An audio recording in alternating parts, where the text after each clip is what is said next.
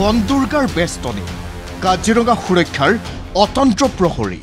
কাজিৰঙা ৰাষ্ট্ৰীয় উদ্যানত এক বিশেষ দৃশ্য হাতত মহাৰাষ্ট্ৰ লৈ কাজিৰঙা ৰাষ্ট্ৰীয় উদ্যানৰ ঘন জংঘলৰ মাজত এয়া বনদুৰ্গা কি দিন কি নিশা এওঁলোকৰ উদ্দেশ্য মাথো উদ্যানৰ বন্যপ্ৰাণীৰ সুৰক্ষা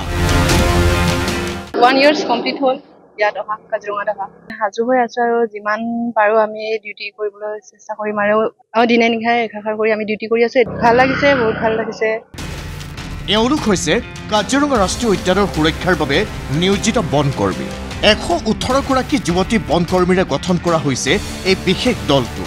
বনদুৰ্গা অভিধাৰে এওঁলোকক নিয়োজিত কৰা হৈছে সম্ভাৱ্য বান পৰিস্থিতিত ৰাষ্ট্ৰীয় উদ্যানত সুৰক্ষা প্ৰদানৰ উদ্দেশ্যে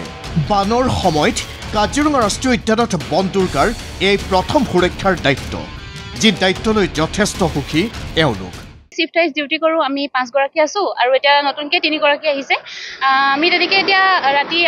এটো এনিমেল কৰিডৰ হৈছে হেতু তো এনিমেল খিনি প্ৰটেক্ট কৰিবৰ কাৰণে ডিউটি কৰি আছো দিনত আমি এনেকৈ জংগল ডিউটি যাওঁ এনেকৈ ফুড পেট্ৰলিং কৰি আৰু ৰাতিও এনেকৈ ফুড পেট্ৰলিঙে হয় দিনে নিশাই অতি আগ্ৰহেৰে এই সকল যুৱতী বনকৰ্মীয়ে নিজকে ব্যস্ত কৰি ৰাখিছে বন্যপ্ৰাণীৰ সুৰক্ষাৰ দায়িত্ব যি দৃশ্যই স্বাভাৱিকতে আকৰ্ষণ কৰিছে দৃষ্টি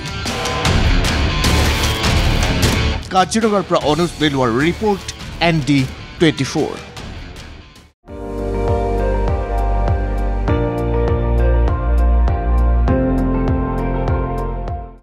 আপুনি চাই আছে ND24